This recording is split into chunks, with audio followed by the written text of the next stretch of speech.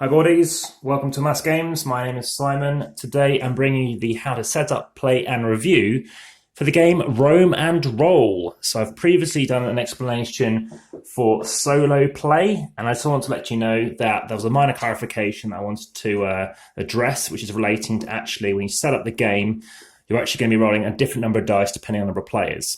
So you need the central board, the Roam board. I'm going to leave this set up for the 1 to 2 player game. Two reasons: I've already played it at more than 2 players, and the review will actually involve more than 2 player counts, but also I'll be doing a solo playthrough as well, recorded, so you can actually see how to play along. Because I do think this particular game helps when you can see as someone is taking their turns. You're going to have this action board, so one person's going to have that, each one's going to take one randomly, or however you wish them to pick them. Different starting layouts. Let's just take Mercatrix for now.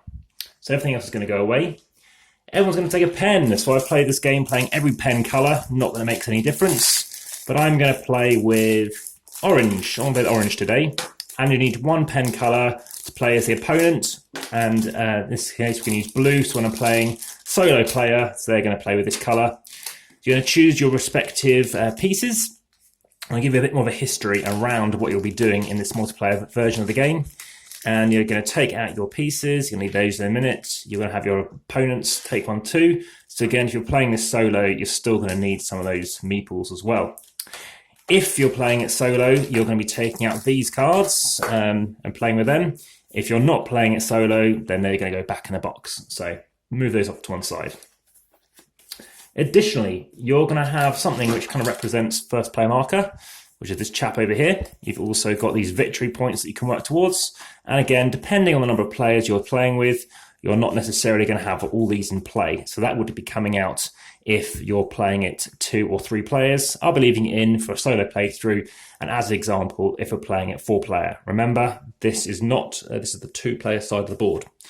So you're going to put these in respective orders here, and as people manage to complete things, they're going to gain some victory points. And this is a game whereby the most victory points is the victor. You can randomly grab 3 of these God cards as well. So these are things you can obtain and work towards. You're also going to need some other cards, and they relate to various different buildings that you can be building out, and they're going to be moved and placed onto these boards. I say moved, you're using pens.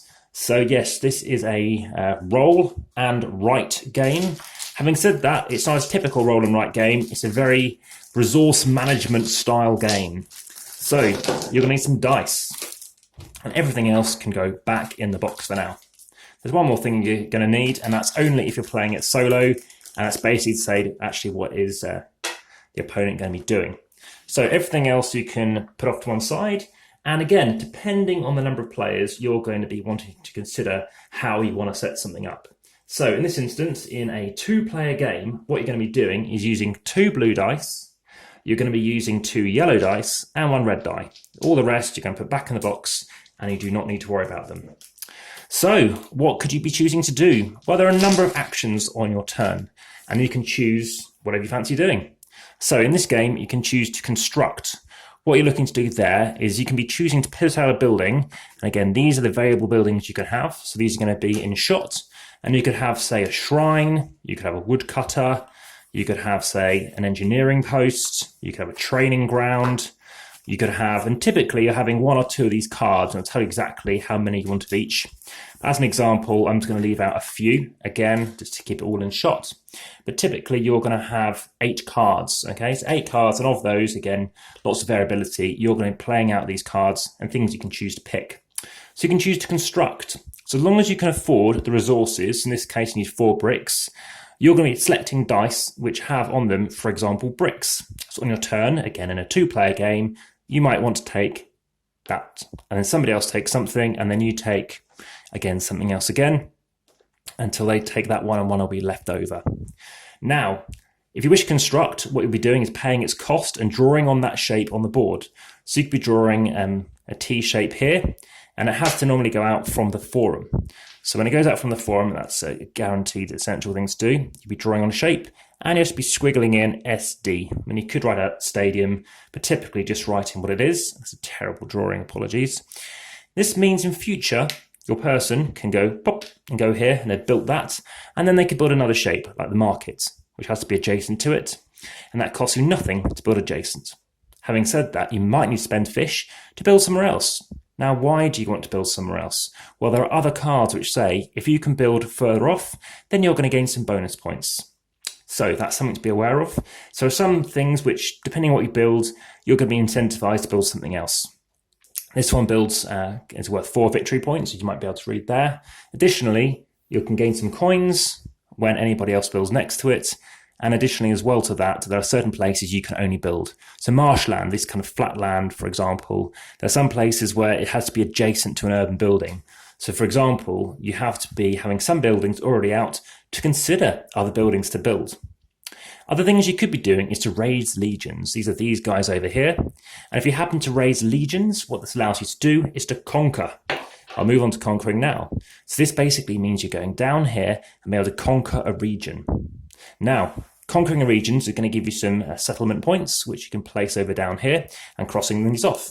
Now, as you reach these locations, you're going to be going on and creating markings along here. Now, when you reach, every board's different, certain key points, you're going to gain one of these cards. And of course, that is worth 7 victory points. So the game is going to continue. And again, nobody else can now get that until they reach that point. But the point is, if you happen to go high up on these tracks, so you've now conquered over here, you can now address and get up by 2.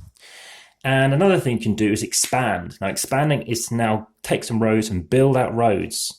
Now, to build out roads, there are costs, so you need to be using stones. Every different die face has a different thing on it, and that's something you might want to be focusing on getting. So instead, you could be choosing to expand, and you're now choosing to actually expand in this zone down here. So you get to renovate. Now, again, if you and this person as Mercatrix reach 12, you're taking another card. So you're racing to get these cards. When that final card is gone, it triggers towards the end of the game. It's kind of end game trigger is going to be going to effect. I think you have one final turn as well. And it's something you can work towards, because if you choose to get these places, there are some bonuses you can get on your little board as well. So it's a game of managing the resources. And if you want to gain, say, fish, you just write an F in there. And if you spend things, just cross them off. Now, again, there are other things you can choose to do. You can tax. If you happen to get a tax rolled, what you can choose to do is generate in one of those regions, okay? So as long as you've connected in a settlement, you can choose to actually be taxed it and gain what's there. At any given point, maybe you're after fish, maybe you want some wood, because wood might help you get a market. You might want bricks, enabling you to get a training ground. And maybe you want a ring because there are other things to do with rings. So trading, if you have 3 matching resources, you've got 2 wood at the minute, maybe you've got a third, you can spend those to gain 3 coins. Why gain coins? Well, look, there's another place you can gain some victory points. Now, also what you can do is trigger the cog ability on one of your buildings. So if you had this one, you'll gain another coin. Why is this of use? Well, I'll move on to scoring last, but there are other things you can choose to work towards. These are things which are going to enable you to do even better in the game. In this instance, you can do some bribery. So you could spend a fish, and again, you can't normally spend them from here. It has to come from down here. You can choose to spend them, and in this instance, you can now unlock this ability. When taking expand action, now remember, expand action is when you're drawing out these roads. What it allows you to do is gain the region's resource down here. So that's something you might want to focus towards. Once you've done that twice, so you've bribed again, you can, or 3 times in fact, you can now, after taking expand action, you can trigger an action. So again, you're starting to multiply things together. Now with Jeremias, when building on Quilius or Chaos, you can gain a ring. So in this case, beginning of the game, familiarise yourself with this bit. It's unique to your board, and think about where you may want to go. Equally, this character allows you with any dice with a fish on it, which we don't have presently, allows you to gain a scroll, which is basically an additional action you can use to build. So you're going to keep going, and eventually either these are all going to go, and it's going to trigger all of these things on somebody's boards. When they all go, it's triggering the end of the game, and then what happens is you're going to go through scoring. So we talked about these coins. Each of them is worth a point. So whenever you do it, you're getting yourself a point. Rub your hands. Building tracks. Again, as soon as you place a building, you're choosing to get a position on here. And again, this will give an additional points as well. So it could be a race to try and reach your thing first. The legacy tracks, so the roads, again, 1 for each point, 1 for each point here as well. Any advisors, so if you manage to do this a 5th time, you've bribed them, you're getting 4 victory points, so you put 4 here. Manufacturing, maybe there's some cards that give you something. So for example, the stadium, which is a leisure building, you're getting 4 victory points, putting all these points on here. Any bonus cards we've talked about, they're going to go on here too. Legions, for every 2 legions, you're going to gain a point. And any senators you might happen to actually unlock as well, you can also gain some points. So the most points is the winner. It's a way of trying to connect together all of your starting things and what you feel like you want to address and unlock, also based on the values on those dice to what you think could be useful. So in terms of the review, and again, there are other things you can be getting. You can be getting these god cards, that is possible too. But crucially, what you need to be considering is obviously what is rolled, what other people are working on, what buildings are out, what you can go next to, what triggers for you. And just being familiar with actually there are various things you can do. And sometimes, and most importantly, sometimes there's opportunities whereby you can't do much in your turn. And what you're going to have to do is just take some resources. That is not a bad thing, because next turn you can spend those resources on getting out these buildings or maybe use them for other abilities. So I have to admit, first time you play this game, you might be quite overwhelmed. It's a lot to take on board and it starts to click about halfway through for most players. I do bear in mind that I said for that first game, it is a heavy roll and write game and it's a lot to take on board. But having said that, after multiple plays, it does start to flow and that gameplay does come down. So solo, you can play this in under an hour, about 55 minutes, including setup, back down. For multiple players, you're looking at maybe an hour and a half to 2 hours at, say, a 3-player count, including maybe a couple of people who have to be taught the game. But yes, there are some difficult choices early on as to what to do, but this is a game about building. Once you have these buildings out, they can trigger stuff. Early on, you're not sure if they're going to trigger. It depends if people go near you. And again, in a 3-player board and 4-player board, this is a wider area with more things to do. Sometimes you need to be aware of actually focusing on these god cards and choosing to get these out as well.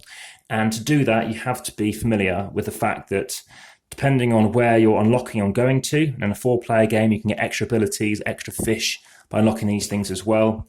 It's something to bear in mind.